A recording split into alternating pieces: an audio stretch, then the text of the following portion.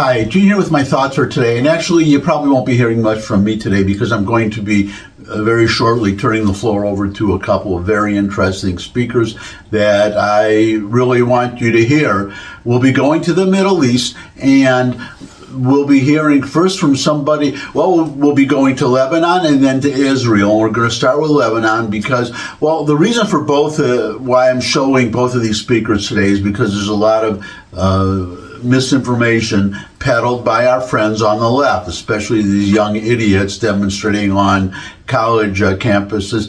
And it's the same thing, actually, it's a repeat of when I was young, in my college days. In those days, it was, well, you still see occasionally a Che Guevara t-shirt. It was Cuba, and there were actually kids going, well, you couldn't go directly to Cuba. They would go to Canada, and then from Canada to Cuba to help with the sugar harvest, and just this love of Fidel Castro, and this idea, this love affair that the left has for the third, I guess you call it the third world, though I don't really consider, well, Lebanon to be third world, though they're getting there pretty quickly because of Iran's influence and Hezbollah. But this idea of these idiots on the left saying, well, we support, I guess they consider them to be oppressed people of color, these people in the Middle East, and they, they're the good guys, and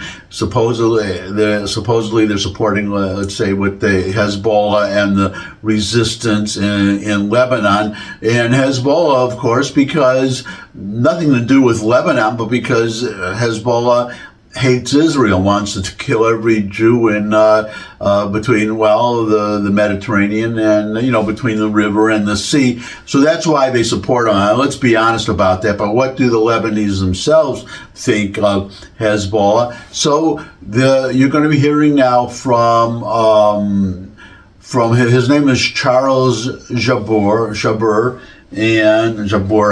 Charles Jabbour. He's a politician in Lebanon, and here he is. سبب الاحتلال الإسرائيلي هو حزب الله. علينا أن نلغي السبب لنلغي الاحتلال. وبالتالي عندما نلغي حزب الله كمشروع مسلح يبطل في احتلال إسرائيلي. إسرائيل ما عندها أطماع توسعية في لبنان. يلي عنده أطماع توسعية، عندها أطماع توسعية بالمنطقة كلها، وقفت على لبنان وعلى سوريا وعلى الجولان ممتاز. إسرائيل لا أطماع توسعية لهذا. يلي عنده أطماع توسعية هو حزب الله وإيران. العدو للبنانيين وللشعب اللبناني وللدولة هو إيران. من قتل الشعب اللبناني ومن منع قيام دولة مش إسرائيل، هو إيران. وبالتالي عندما يسلم سلاحه الحزب الإيراني في لبنان، إسرائيل تنسحب تلقائيا. وبالتالي المشكلة هي في حزب الله. طالما حزب الله معه سلاح، إسرائيل لن تنسحب. العدو العملي لقيام دولة فعلية في لبنان هو حزب الله وإيران. طيب، أنا بالنسبة لي كل ما يقفل الساحة ويطبق على المشروع حزب الله، وكل ما يقفل التسلح لحزب الله، وكل ما يسقط الجسر الممتد من طهران إلى حرة حراك، وكل ما يقطع التنفس على هذا الشريان الممتد من طهران إلى بيروت، أنا معه. بغض النظر عن مجازر، بغض النظر عن أي شيء، بغض النظر عن الشعب السوري اللي عن أي شيء. أنا علي أن أحدد أولوياتي بالحياة. أولويتي اليوم الشر المطلق هو المشروع الإيراني، أوكي؟ إسقاط نظام الأسد وقيام نظام آخر معادل للنظام الإيراني، هذا هدف استراتيجي. شو ما عمل، أنت ما فيك تعيش بمعزول عن هالدنيا، جزء من هالدنيا. جزء من هالدنيا في شروط. أنت معتبر دولة فاشلة موبوءة لأنه فايت عليها ميكروب اسمه ممانعة. هذا تطهر حالك من هذا الميكروب، يبطل في شروط دولية عليه، وبالتالي نحن بحاجة لإعادة تطهير من هذا الميكروب. So that's number one, Lebanon. So you just heard the Lebanese, they know very well that Hezbollah is not a resistance movement. They are not protecting Lebanon. They are a proxy. They're a cat's paw for Iran, and their only goal is to attack Israel.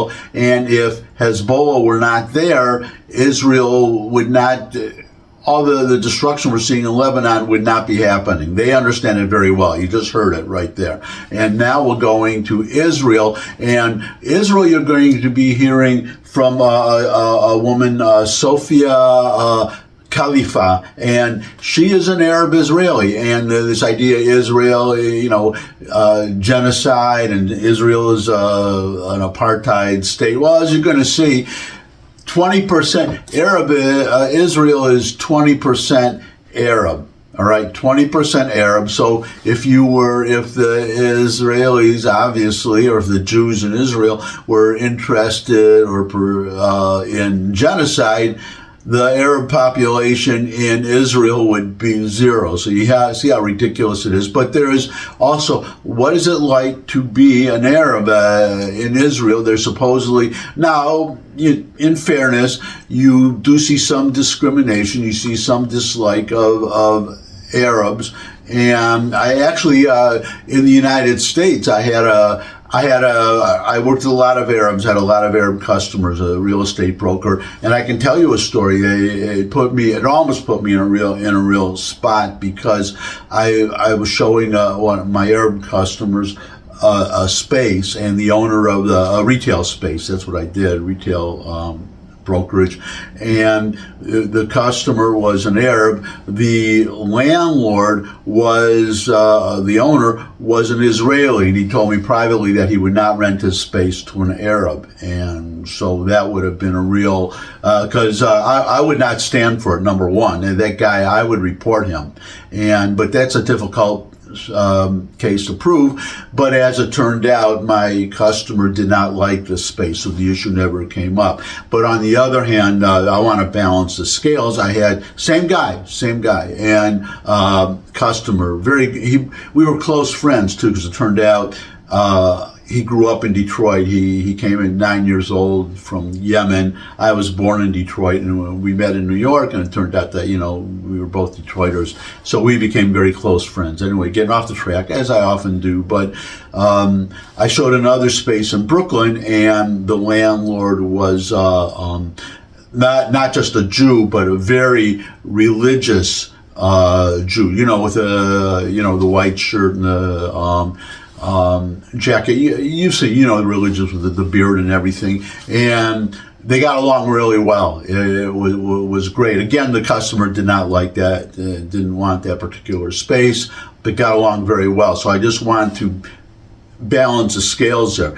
But we were talking about Arabs in Israel. So I would say that to be an Arab in Israel, sometimes it is like there is some discrimination, there's some racism, you would call it, but it's the same as in the United States, where you see, you see Jews being attacked in Crown Heights and harassed on college campuses. That's much worse. Arabs are not treated that way in Israel, the way Jews are being treated in some liberal areas of the United States. It's sad to say it, especially New York, because I lived there for 40 years, and I go back to visit. I'll probably be going back in a few weeks, and yeah, it distresses me a lot. But the point is, what is it like actually to be an Arab in Israel? And so this woman, Sophia Khalifa, you can hear from her in a second. I just want to throw in one other thing, because there's I've mentioned him before, Khaled Abu Tuama, I think I'm pronouncing that correctly. He is an Israeli Arab. He's a journalist. He's won, several awards. He was once, he lives in Jerusalem, and he one of the publications he writes for is the Jerusalem Post, and he was asked, what is it like to be a second-class citizen in Israel? And he said, I'm not a second-class citizen. I am a first-class citizen. But if I were a second-class citizen, I would rather be a second-class citizen in Jerusalem than a first-class citizen in Amman or Cairo or Damascus or any Arab capital. So I just thought I would throw that in there. But anyways, so now I'm going to turn the floor over to Sophia Khalifa. It's about 10 minutes, but it is worth watching the whole thing, and I hope you will. And here is Sophia. Israel gave me everything. I'm the product of peace between Jews and Arabs, and how Jews and Arabs can live peacefully side by side together as brothers and sisters. My name is Sophia Salma Khalifa, and this is my story. I'm a Muslim Arab growing up in Israel. I'm a mother of two, and I have a master's from Stanford University. I was born to a Muslim family in Israel. My mom is a single mom. I have 8 siblings. My dad has 2 wives in parallel, and my mom decided she didn't want to live with his wife in the same house and didn't want to be in that village. And she went and moved to Nahariya. This is the Jewish town in northern Israel where she raised us, 9 children, on her own. We were supported by the welfare in Israel, by the welfare system, because otherwise my mom would not be able to provide. Israel is a very beautiful and strong multi-ethnic democracy. Around 20% of the population are Arab Muslims, like myself. We also have Christian Arabs, we have Druze. The Arab citizens of Israel receive equal rights. They get welfare, they get education, they get healthcare, they get all the rights, the protection, anything that a Jewish citizen would get. My Muslim teacher used to teach us everything about the Jews who stole the land. He would be teaching us that we would never be able to become anything in this country because this is the Jewish country, and the Jewish people would not allow you to become an engineer. They would not allow you to become doctor. You cannot be anything. And we will have to resist. We would have to fight. We would have to do everything that we can to get the land back. I remember leaving these classes feeling like I don't have a future. But that really contradicted my experience with the Jewish people that I met. Because they were loving, they were kind, I was their friend, I would go to their houses. They didn't mind that I was Arab, they didn't see me as an Arab. They see me just as their friend. So it didn't land very well with me. I was with my girlfriend, she was staring, and I was asking her, like, what are you thinking about? And she said, like, you know, I really wish one day to become a suicide bomber. I really wish to become a shaheed one day. That moment really broke me to pieces. On the school break between 8th grade and 9th grade in the summer, I was discovered by a fashion photographer. That sounds really exciting. I should try that. But I knew that this is a choice of no return. I cannot step my foot in the village if I'm a model.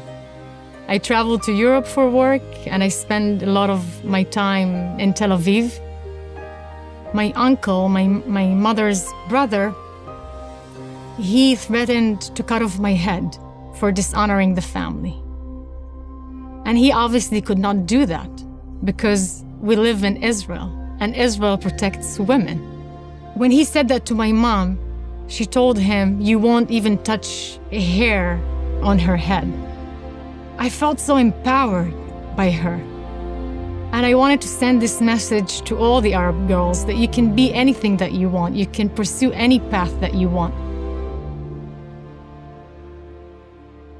It's very important to note that Israel pulled out of Gaza completely, unilaterally in 2005.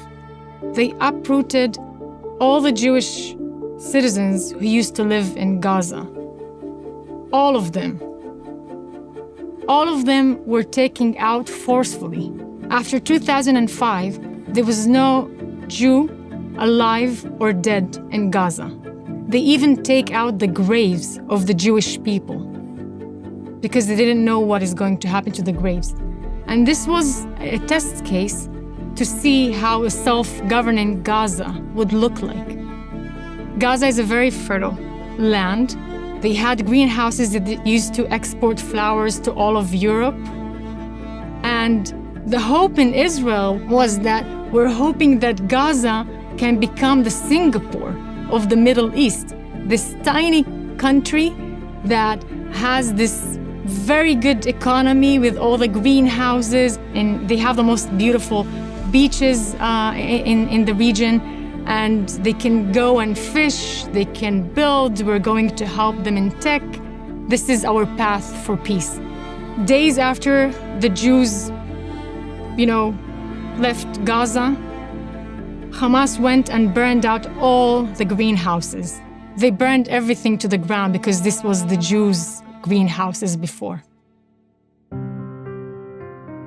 If people care about Muslim lives or any Palestinian lives in Gaza, you first and foremost want to make sure that their leadership cares about them. And Hamas is a sovereign government of Gaza. It's a terror organization that hijacked the Palestinian people for their own religious cause of transforming the Middle East and the entire world into an Islamic state. Palestinians don't have the right to say the truth. They cannot openly speak about the atrocities that Hamas is doing to them. If they speak against it, they're dead.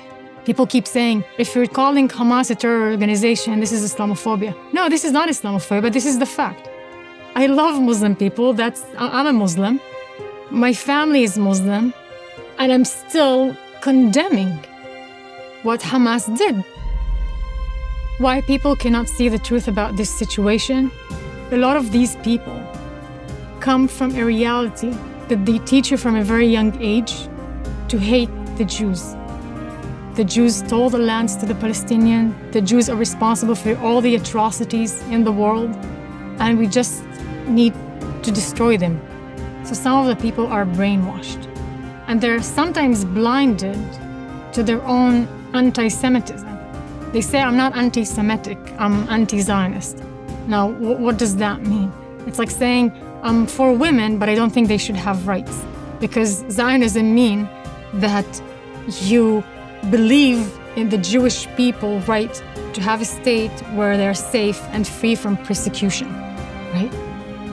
So how can you stand for the Jews and not wanting them to be able to defend themselves? And the other side, I think it's like a herd of sheep who are just like following whatever sound good to them. And they think that Hamas is the weak part, Israel is strong, and thus we need to support the weak. The weak could be a terror organization. And they're not that weak after we saw what they were able to do on October 7th. The everyday American should care about this because the West is going to be next. Israel is just the first. Some of the countries, the Arab countries, or let's take for example Iran, calls Israel the small devil and America the big devil. Is this what we want to support in this country? I hear a lot of people calling Israel an apartheid state. Maybe let's start with explaining what is an apartheid. It's a discrimination based on race. Arabs in Israel, who constitute 20% of the Israeli population, they're equal citizens. They're getting all the rights from Israel. They have education, healthcare, welfare, full rights, full protection. They're equal citizens for everything. Where's the apartheid? I'm very proud in being Arab. I'm very proud about being Muslim. But all I needed as a child, as a human being, to realize my full potential was give me the security, the safety, the education. Give me the opportunity. Israel gave me everything. I'm the product of peace between Jews and Arabs, and how Jews and Arabs can live peacefully side by side together as brothers and sisters. As an Arab Muslim, it's very important for me to speak out about these topics, to support Israel. You have to speak the truth. You have to stand with justice. I know the truth. People who didn't live in Israel don't know the truth. those are my thoughts for today, are actually the thoughts of others presented to you by me, thanks to me. Things I wanted to hear, viewpoints I wanted you to hear that you are not hearing, and I predict that you will not hear in the mainstream press, and certainly not on the, say, MSNBC, CNN, those stations.